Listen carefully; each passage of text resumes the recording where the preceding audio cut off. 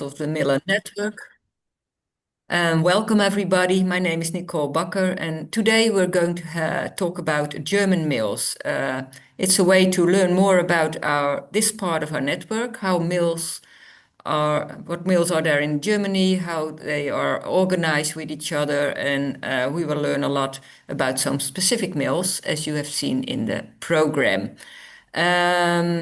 We at this moment are with 30 participants, which is nice, I think, for this topic. But well, as you know, this conference is recorded, so everybody can look at it another time as well. First, we start with an introduction of Gundolf Scheweling. Then Ansgar Rahmacher will tell something about the International Mill Database. And then we have two videos of some specific mills, which will be shown later on, among them the Britzer mill in Berlin and the Schrofmühle.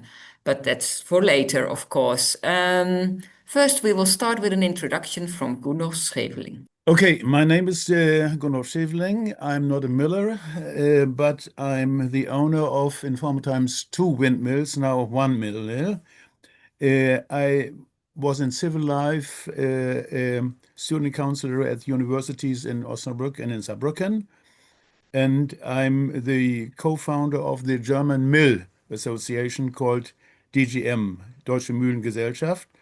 And I was there for about 33 years as a vice president. Now I'm a member of different mill restoration organizations, and I live in a small village in East Friesland, near the Netherlands, near to the Northern Sea. I'm the author and editor of the German mill magazine, The Millstone, Der Mühlstein. And I did write lots of articles about mills in Millstone and in other things. So I would like to start with the history of mills in Germany. First item. Mills are a few thousands of years old. The origin is obviously in Mesopotamia, and the Romans brought mills to Europe, to Germany too, mainly watermills. And in the 13th and 14th century, windmills came to Germany. The oldest windmills, obviously, are existing in Persia and Iran. We have in 1222 the first mentioned windmill in Cologne, standing on a wall. But for sure, there were more windmills before, but they are not mentioned in any papers. So we have just this date.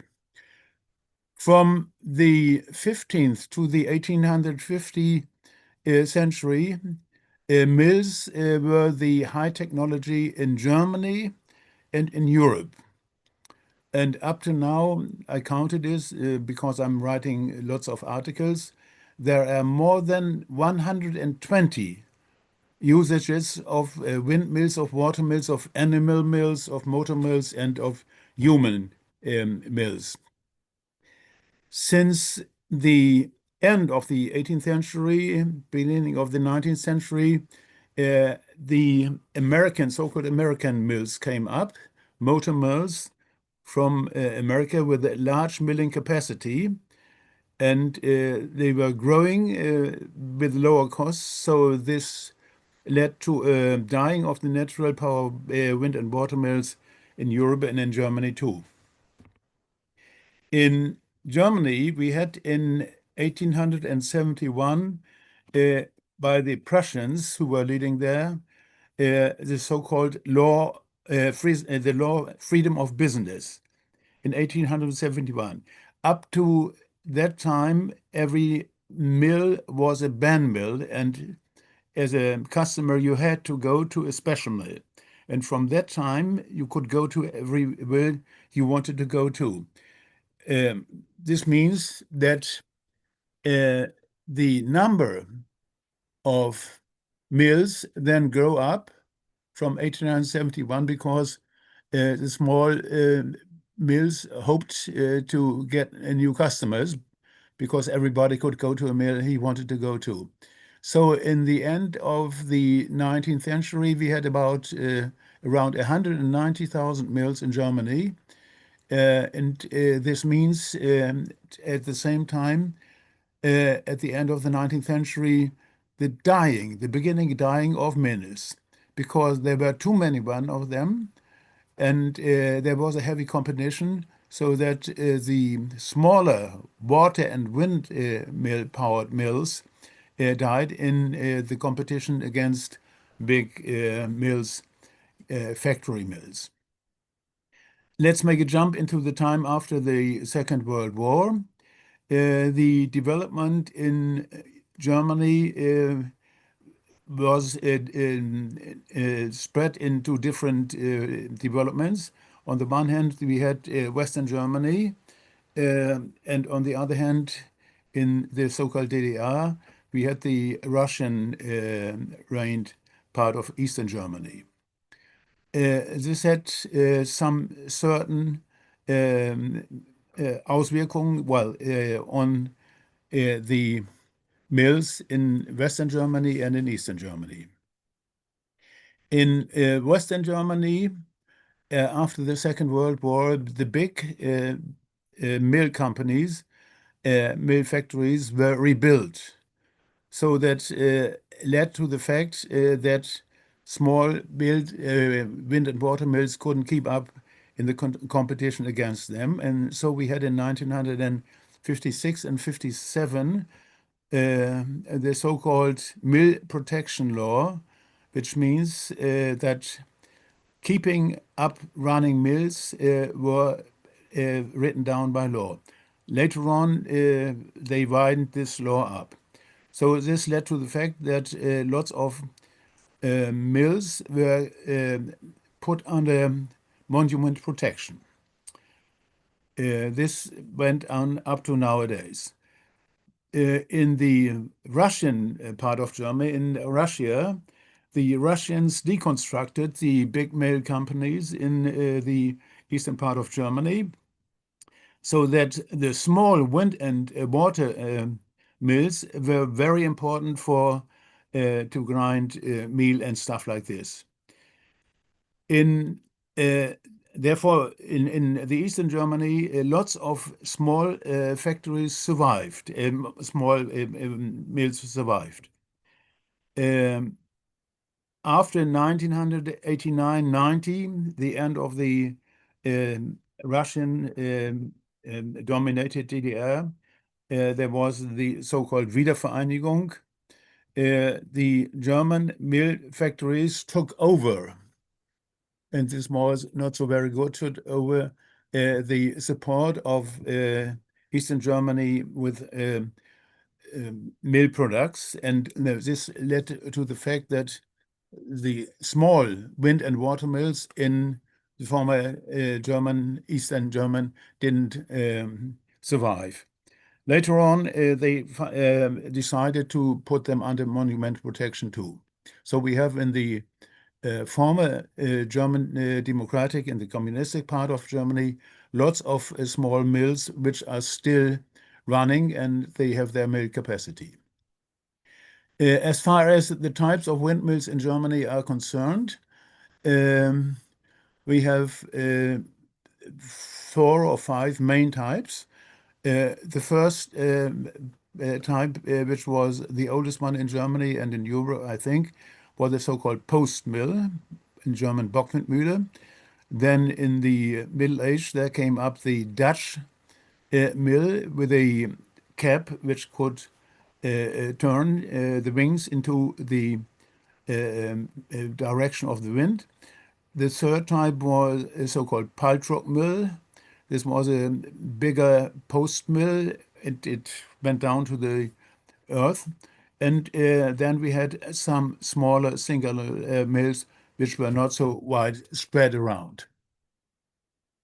To the present organization levels of mill restoration and mill organization in Germany, we have first on the local level, local mill associations for every windmill and water mill too. Then we have for the regional mill associations, for instance, for East Friesland. Then we have federal state associations to keep up windmills, for instance, Lower Saxony, and there are about in Germany 14 different ones in the federal states. And then we have the nationwide mill association, the German Mill Society, Deutsche Mühlengesellschaft, located in Minden at the river Weser. And at least spontaneously, every 4 years, there is an organization of mill friends by TIMS, the International Mineralogical Society, in which lots of German mill friends take part in too. Yes, that's what about German mills I have to say. Thank you very much for listening.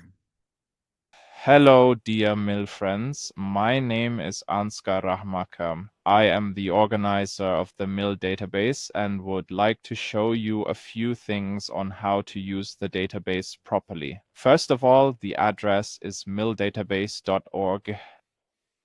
And for the English-speaking users, it is very important. At the top right, you can switch between German and English. I'll switch to English, even if I have to search for some menu items a bit longer now. In the mill database, there is a search mask. You can choose between international and German here. They refer to the same fields. In German, there are a few things like mill day and such, which are not of interest internationally. The interface is a bit simplified, but you can add more options by clicking on the additional fields below. I'll get back to that in a moment. So overall, it doesn't matter which form you call up. You always get the same results when you make the queries. But I'll stay with this form here for a moment. In the full text search, I can search for the name of the mill. Let's say Hexenlochmühle in Germany. And like the Google search, the full text search is somewhat imprecise. It sometimes finds other things, but the likelihood is high that the corresponding mill is included. When I am in the search query here, I can see where the mill is located. I can zoom in and out with the mouse wheel or with the plus and minus, or I can go into full screen mode. This is especially interesting when there are more mills in the search results. Then you see a small preview here, and I can click on it. If I do this while holding the control key, a new tab opens at the top, and then I see the detailed view of the mill. In contrast, if I go back to the menu now, I have the detailed search here, and there are completely different options. For example, I can say, show me all mills in England. So in this case, it is the United Kingdom.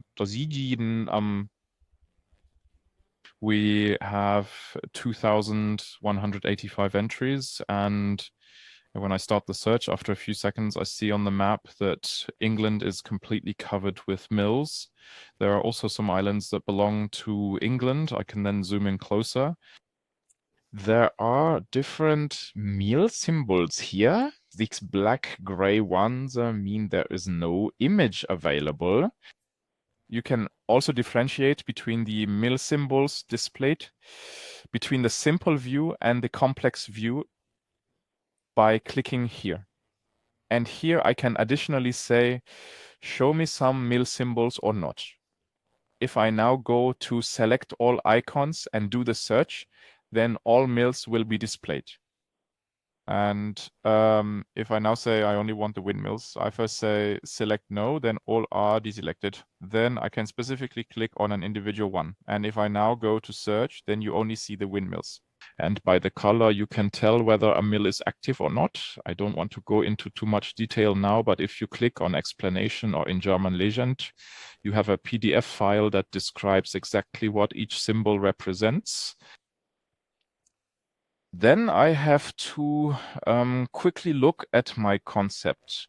What is still very interesting in the detailed search, I can filter further.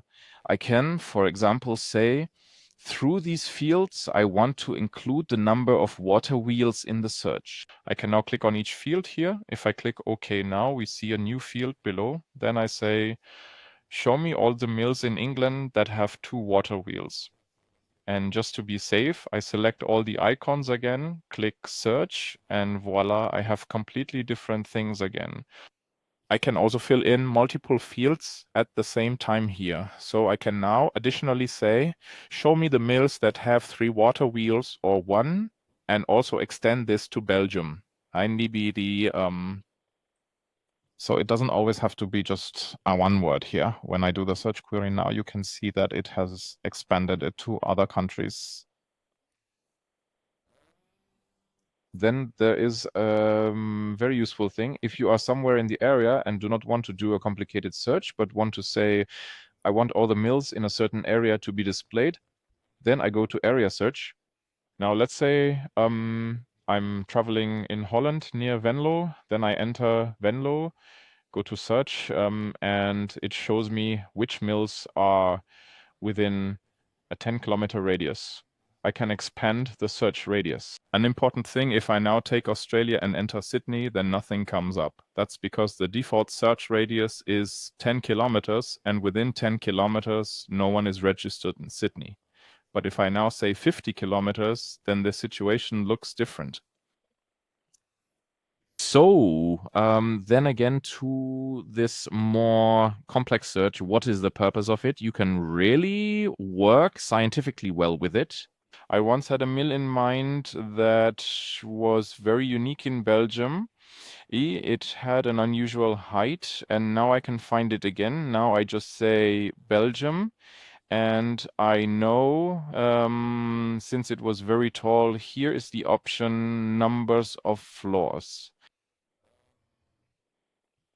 That was probably with this size, and so I can then specifically find mills again. That was the one here where a post mill sat on top of such a tower. I could also say, show me all the windmills in Holland that have 10 half wings. So the possibilities are almost unlimited, Cordula. What is also very important, every time I click on menu here, the form is cleared again. I'll take the Dutch as an example. In Netherlands, there are also very nice mill databases. We don't want to displace the others with the Mühle database, but rather work together with them. And in Holland, almost every mill has a so-called 10 Brückenkarten number. And through them, we have achieved that on the detail page of the mill. At the bottom area, we have a link to the Milldatabase and to Alemolens. The trick is actually quite simple. We added the 10 Brückenkarten number as an external number in the database. And if you put the number after the link of the respective database, you are automatically on the Molen database with this mill. Because one could also say in the mill database, there's something cryptic in the address up here now, but if I put the ID number here at the end instead, I also get to the mill. This is interesting when another database links to our mill database. There is also a mill database in Czechoslovakia, and in this way we can collaborate in the future. I would also find it nice if we could cooperate on Mill Day. That is another point we use very intensively in Germany. Participation in the German Mill Day. And then you can see all the mills participating in the German Mill Day. I choose the more complex symbols again, and then you can see, okay, I live in this area. The mills are open on Mill Day. I click on the map, I go to details, and can then see what is done on Mühlentag. There is something similar in Holland, of course, but in Holland, some mills are open on the National Mühlentag on Saturdays, others on Sundays, and others on both days. And in my opinion, the search in Holland is not so optimal. For example, one could say here, participation mill day 1, participation mill day 2. That would be something to consider for the future. So we have the bridge card number. We want to link the mill database with the Via Molina in the future. We are currently working intensively on that. The plan is that we say all mills that belong to a regional mill route will be somehow grouped here, and in the future, when you go on Open Trail, you will end up on the respective mill route. And in the upper area, there will be additional text visible that belong to this mill route, but then also filtered the mills that count in this area. Now, one more interesting thing. I really enjoy working with Google Earth, so let's just for fun take another look at. We already had the Netherlands. I'll just enter Belgium, only Belgium. Then we have 1917. We now have almost 50,000 mills in the database. If I go to search and scroll all the way down, I have several export options here. And if I now go to KML, which is the format of Google Earth, the KML file is saved. And if I click on it and have Google Earth installed, the mills will open in Google Earth. Has a big advantage. You can see the names of the mills. In the mill database itself on the map, that's not possible. To my knowledge, this is a limitation of the OpenStreetMap API, but here I can see more precisely which mill is which. And here it is the same. I can click on the symbols, see a small preview, and when I go to details, the page of the mill database opens. And I can beautifully plan my tours here in Google Earth because I can also set certain flags. So I could now say I want to drive to the mill and can export the whole thing for a navigation system. Speaking of navigation systems, I'll open another window. I have now opened my phone. I just closed something. Sorry, I need to quickly start something again. Just a second. That happens when you click too fast. On the phone, there is an app called Osmand. It is free for a certain number of countries, or if you take a detour on Android, it is completely free. And here I can display the mills that I exported from the mill database. So for example, every red dot on the map is a mill when you zoom in close enough. And if I now tap here with my finger, I can scroll down a bit and directly say, here I click on the link and then the mill database opens on the phone and I can look at information about the mill. This is very practical when you're on the go. And here on the map, you can also see the names of the mills, which is an advantage over the mill database map. We need to check if OpenStreetMap now supports this, if we adjust it a bit. Now I have to look through my notes again. I hope that wasn't too fast. Then you'll just have to pause and watch the video again. But I mean, I've covered all the important things so far. Yes, Nicole, do you perhaps have a question about the database that I might have quickly forgotten? No, I think that's the good, important point. Interesting. Exactly. So here you can also export PDF files of the search. Oh, one more thing just came to mind. If I now go to the German search mask, there is a map in it. If I click on a federal state here, then all the mills of the federal state are displayed. At international, we have a world map. There's a small difference here. If I select Sweden, I don't get a direct list of results. Instead, the individual provinces, or in Germany, the federal states appear, and you can also see the numbers behind them. And only when I click on Gotland, for example, it's funny, Gotland is then plastered with mills. Yes, and here you can also, if I am in Google Maps, let's say I randomly right-click in Google Maps, then I click on the coordinates, and then I can right-click in the mail database, say paste on Go, and then the map jumps there. Now, unfortunately, I didn't make a query here where mills were visible, but in this way, one could also say in a query, where am I right now? Yes, that was a brief look at the database. There are certainly other questions, but I would just recommend you try it out a bit, and you'll be busy for hours until you've gone through all 50,000 mills, and otherwise, feel free to ask. Yes. Thank you very much, clearly. Thank you. That was a lot of information in a short time. Thanks. As said already, that was a lot of information in a short time. But here we see in a very quick view how much possibilities the mill database has. And probably most of you have visited already, but I doubt if all of you knew all these possibilities Ansgar was showing in this short time.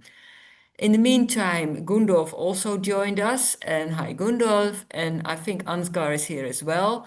So I think there's room if anyone has some questions. So you could raise your hand and then you can unmute yourself if you have a question for Gundolf or Ansgar. Anyone? Let me see. No questions, I can't imagine. Everybody is overwhelmed, I think. Yeah, Bea, please. I don't have a question, but I want to make aware to people that Ansgar has also made very beautiful film productions about mills, about the mills in Niedersachsen, and also about mills, watermills in Germany. Those videos are still available, and they are really beautiful to watch them. Thank you, Ansgar. Yeah, and thank you, Bea, for pointing this out. Very good. Ansgar, do you want to add something? Are you here? I can't find you on my screen, but not sure. Well, what I was nice and what Ansgar was also telling that we were also busy to link the Via Molina information within the mill database. And Via Molina is our project on mill routes, where people can find routes to a few mills for walking, hiking, or bicycling, or even by car or motorbike. And we're testing this now at this moment, and with the mill routes in Germany, the Netherlands, and Denmark. And we hope next year to add also other countries and other routes to the mill database. But technically it's working great, but we have some organizational stuff to find out. Okay. I think then we can go to the next video, which is on a specific mill. And I'm not sure if we were going to do the Schrofmühle or the Britzer first, but that's up to Jippe now.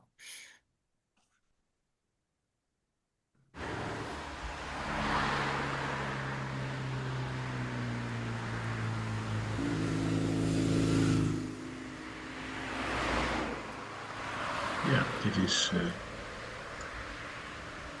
Ja.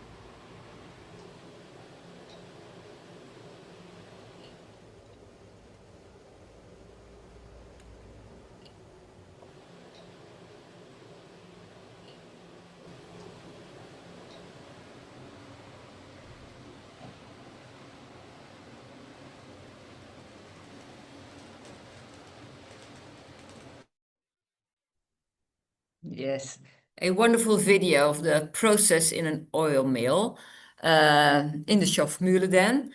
And we have the same kind of video on the Mühle.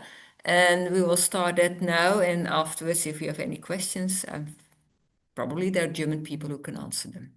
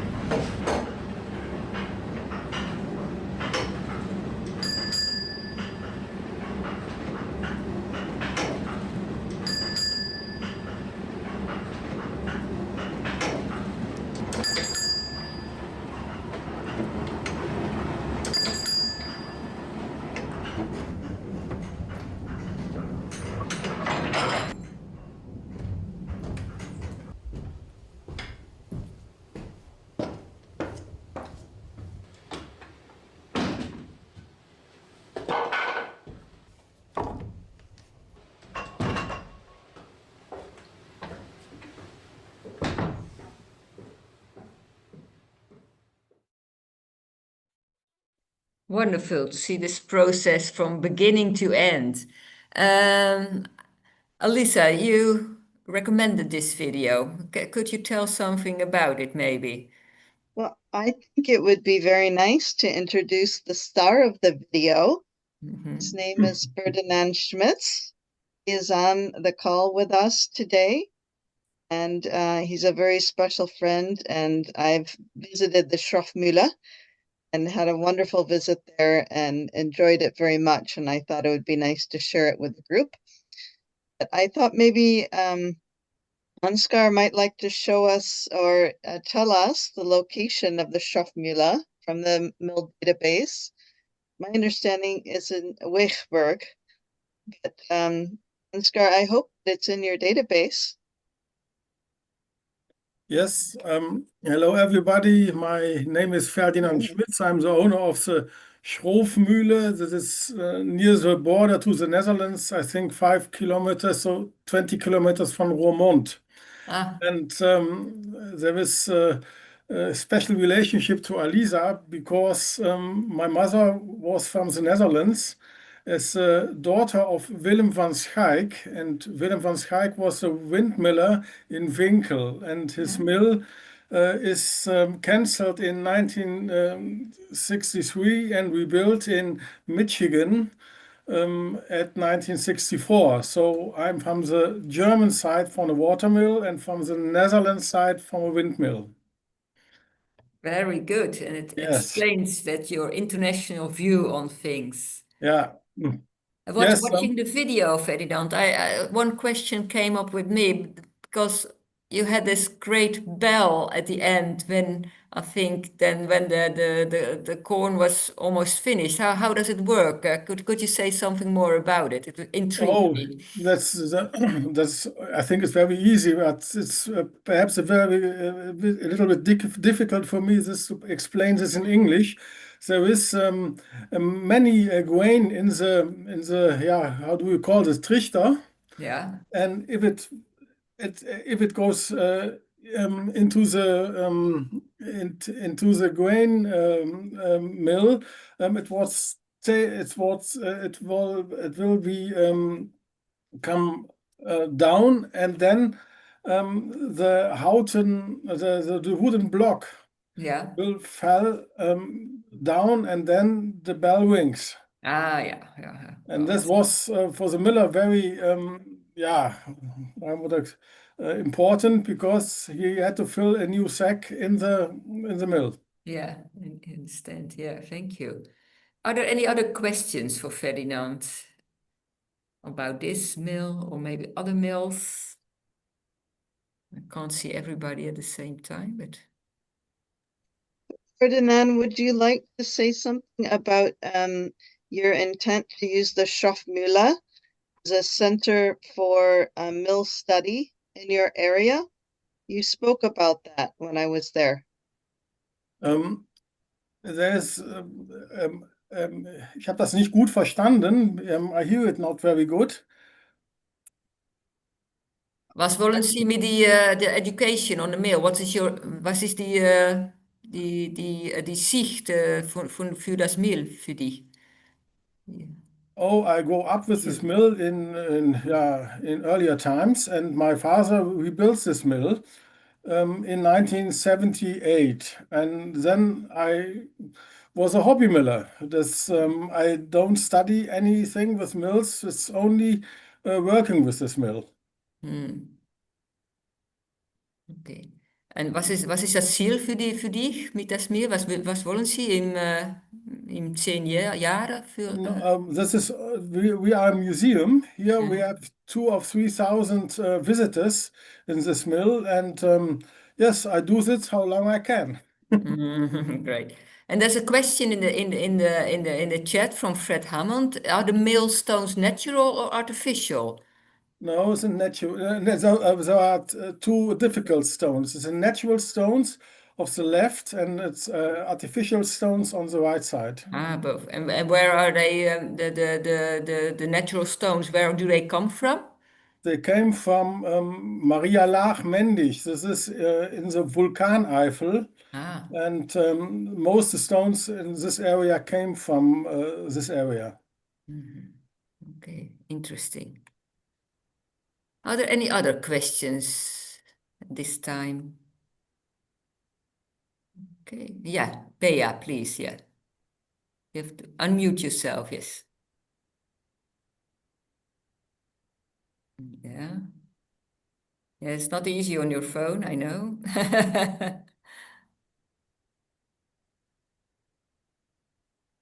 Not yet.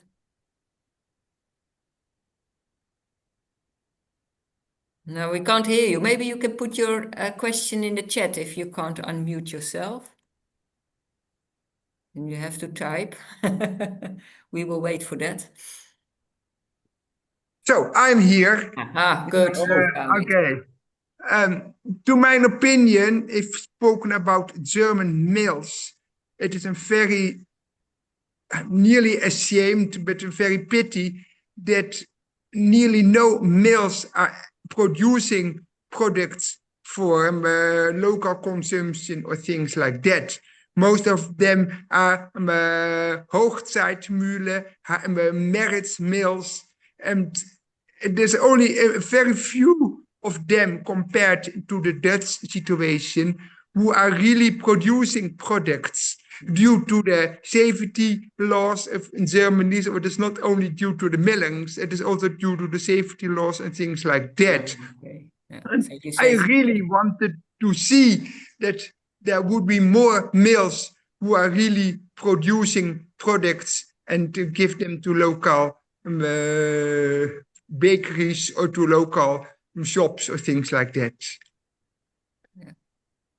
Well, I think Ferdinand can say something. I see also Gerald who wants to say something about it. Yeah. First Ferdinand, yes? We don't produce really for the bakeries or something else.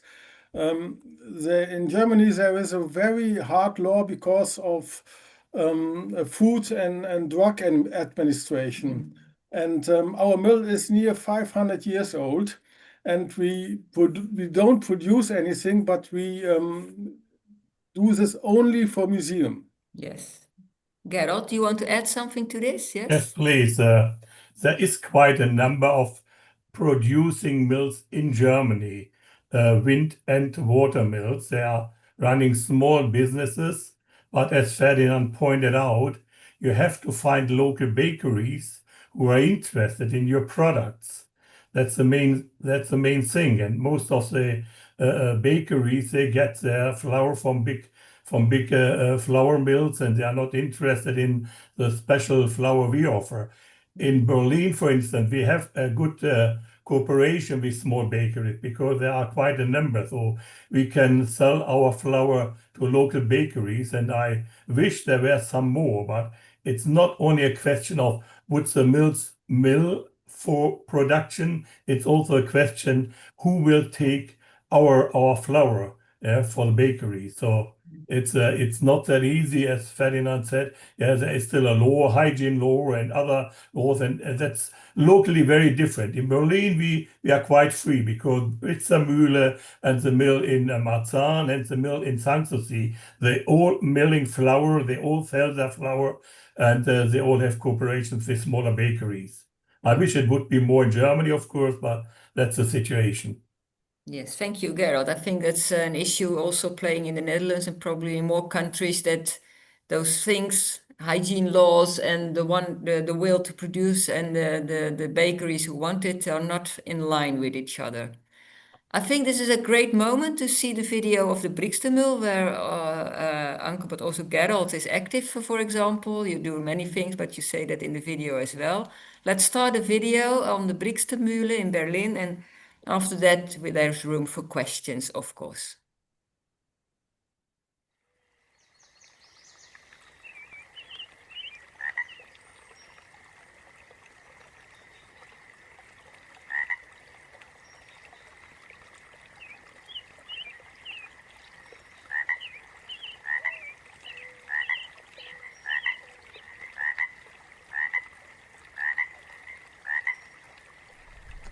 Hello and welcome to the Britzer Mühle at Berlin.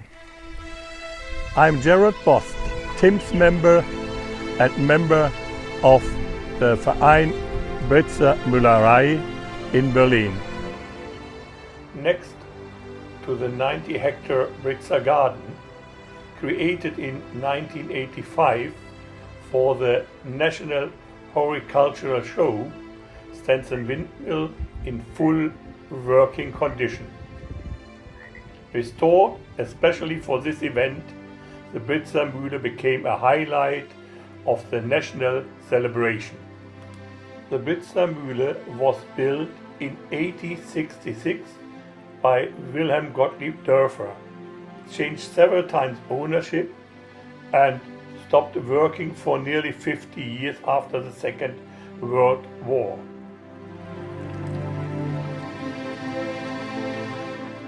This 12-sided Dutch gallery windmill stands 20 meters tall and has a wingspan of 25 meters and 2 grinding gears.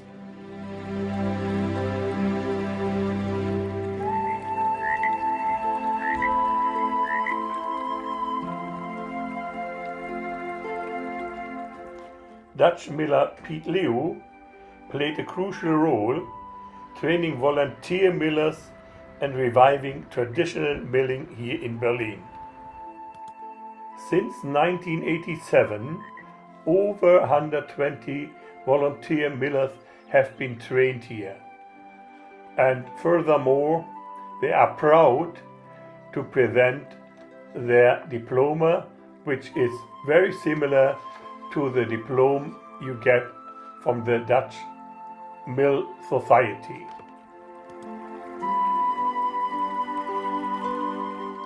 From Monday to Friday, school children learn everything from grain to bread.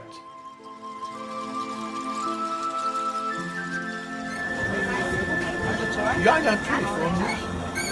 Also die Britzer Mühle is open from the end of March till the end of October. During the whole season, we're getting quite a large number of school classes visiting our mill, and on Sundays we are open for the public. With regard to the school classes, we have built a number of small models which make it easier for the pupils to understand the complex of this large windmill. For safety reasons, no visitors are allowed to go into the cab. Therefore, we cannot see how the mill is operated to make it running. So this model will demonstrate how the brake is working.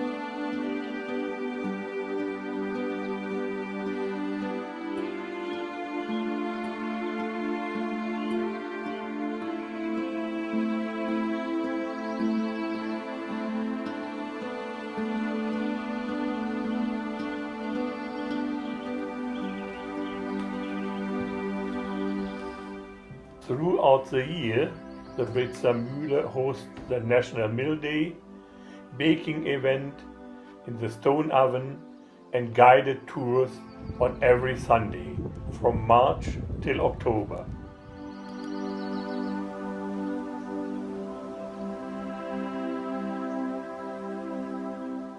Today we have about 60 skilled volunteer millers working at the Britzer Mühle. We get a large number of visitors from all over the world, and we are proud to do a lot of the minor restorations on our own.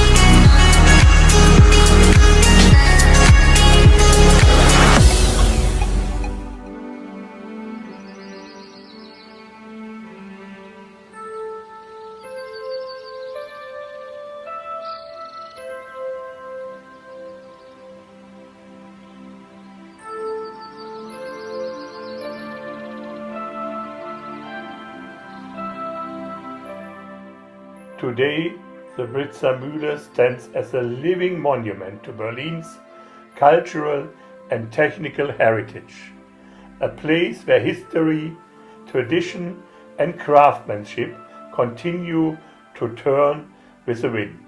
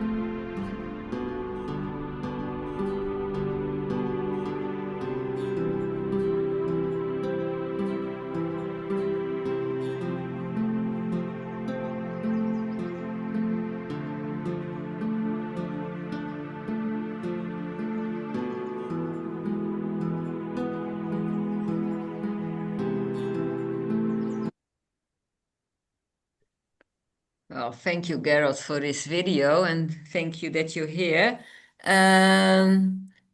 Maybe you can answer some questions if there are any questions for Gerald, because Gerald knows a lot about mills. Are there any questions at this moment? Lisa and Nicole put me really under pressure 3 weeks ago when we were in the Netherlands with Tim. And she said, oh, we have this event. Have you got a small film about the Britzer Mühle? Which I didn't. I have small video clips, which I do with my mobile phone and lots of pictures. So yes, with ChatGPT and a good storyboard, I was able within, say, 2 days to produce this little film. What a great example. Yeah. And confession, very good. Yes. So any questions to it? Yeah. If not, I'd like to comment on Gundolf's presentation, if I may. Yeah. Because he focused very much, Gundolf, thank you very much, my Yes, dear okay. friend. You Yes. focused quite a lot on the windmills and the number of windmills, just for the audience to explain. Yeah. If you move from north to south in Germany, you changed from windmill to watermill. So what Right. Gundolf Yes. explains, Yeah. which happens to windmills, the same applies to all the watermills. And you find very special ones if you go, for instance, in the Black Forest area, or if you go into other regions. So we got also quite a large number of watermills with in a good condition. Some of them are still working. So yes, make sure you contact the database if you do a trip to Germany. Wherever region you go, you will be excited to what you find there. Yes, Yeah. thank you. We have some questions in the chat. Fred Hammond asked if it's expensive to insure the windmill. Can you tell something about that, Gerald? Okay, the windmill is not insured. The windmill belongs to the state of Berlin, to the government, if I may say so. So, and none of the government buildings, neither churches or so, are insured in Germany because the cost would be tremendous. So they just insure those things. We, as Britzer Müllerei, we have a contract with Berlin, with the state of Berlin, which allows us to run the mill. In the contract, it says we should keep the mill open, make it open to the public, doing this educational work, and also what we do, and that's how we survive. We adapted those concepts from the Dutch Gilde to these for the volunteer millers. Yeah, and we started that quite early. And I think in Germany, we are nearly one of the very few mills who run this concept, and that keeps us over the 30 years on a very stable amount of people, volunteer millers, around about 60 people. Yeah, so this is the only concept how you survive with such a big building. So No, there is no insurance. We do the small repairs, and if it comes to bigger repairs, then we have to ask the government, the state of Berlin, to produce some money. Okay, thank you. And Casper asks, how about the wind obstruction in Berlin? It's a big city, of course. Yeah, that's a major problem. You have seen it in the video. We are surrounded from large trees. We can't cut them, so we only have a few days where we really have good wind and can do the milling, yeah, with the big stones. Apart from that, we have a small, what they call the Bauernmühle, which run on electricity but on stones, and we grind some of the flour on that one. Yeah, on some of the occasions, if you have good wind, we have quite a number of volunteer millers around the mill. They call each other and say, "Come, the wind is good. Let's grind," and then we keep it going. Thank you, thank you. Bea, please. Yeah. Assurance. I have only a very small watermill in northern Germany, and I paid each year €2,100 for the assurance. Also, if there will be water damage and things like that, but the volunteers are not included in this assurance. Thank you, Okay. thank you, Bea. So Thank you. €2,100 a year. So yeah. Was there Nicole? Gundolf? Yeah, please, we Gundolf. we have to pay for our windmill in East Friesland €4,300 a year. Yeah. That's the new amount we have to pay. Yeah, it's a lot more. It's double. Yeah. I know. Is Marcus signing that you want to say something, or is it just a bug you're waving at? Yeah, okay. I can't hear you because you're muted. But I don't think it was just a bug, but you're sitting outside in the sun. Yeah, Alisa, please join us. Could we ask both Ferdinand and Gerald to say something about the biotope around their mill, and if there are any concerns about protecting that, whether it's the waterways or we spoke about the wind obstruction in Berlin, but let's take a moment to talk about the biotope or the biotope. Okay, some of you might have been to Berlin already on an occasion and visited the mill there. Well, the mill itself stands in a little area surrounded by small apple and plum trees and cherry trees.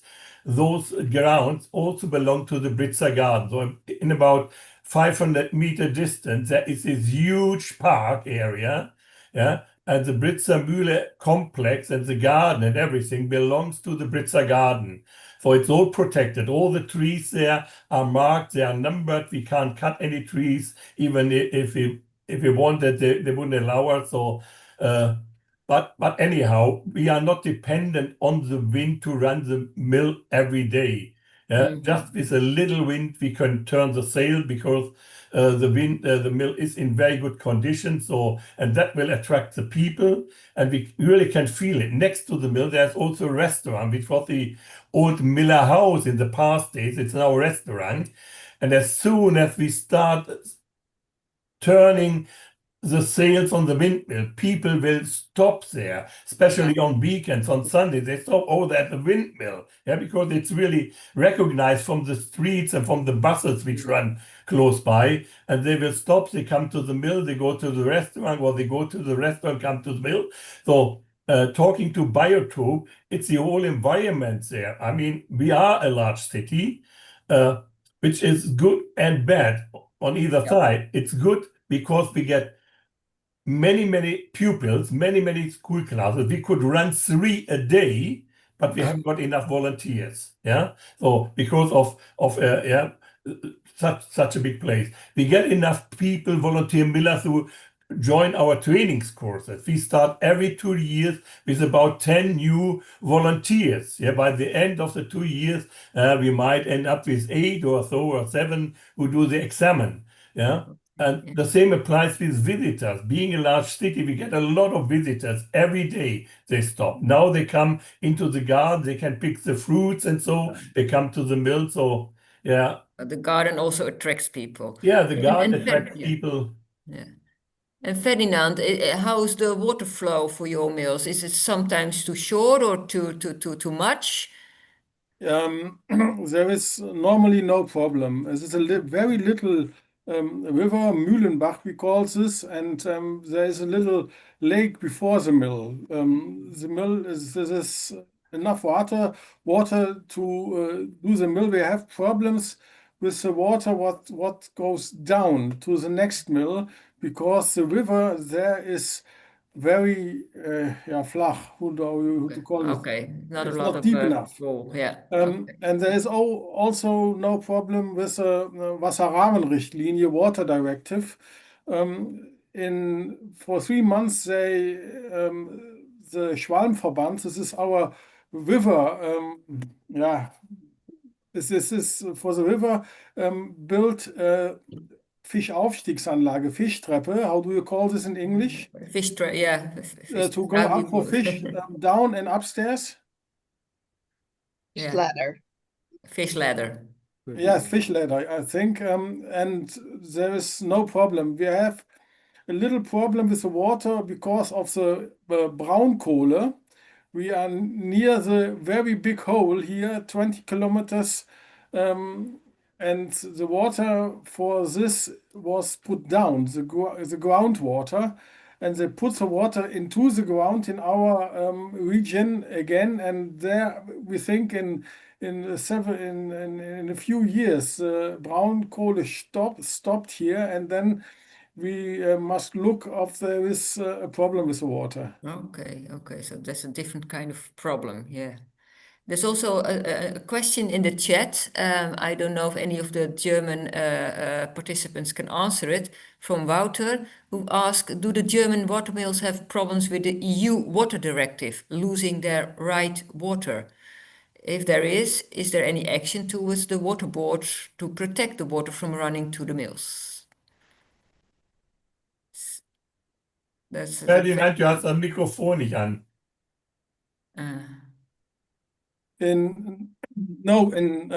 I think this is different in Germany. In North Rhine-Westphalia, there is on the moment no problem. But I know in Bayern, there is a big problem. So different in the different parts of Germany, yeah. Okay. Yes, it depends on the location of your mill, yes. For instance, our mill is very close to springs, and so we didn't need to have special fish trap or things like that due to European water supply. And we still have enough water to run the water mill 24 hours a day for producing electricity. But there is still, but I know mills who are more lower from to the river who has problems that they needed to let by the fishes passing by.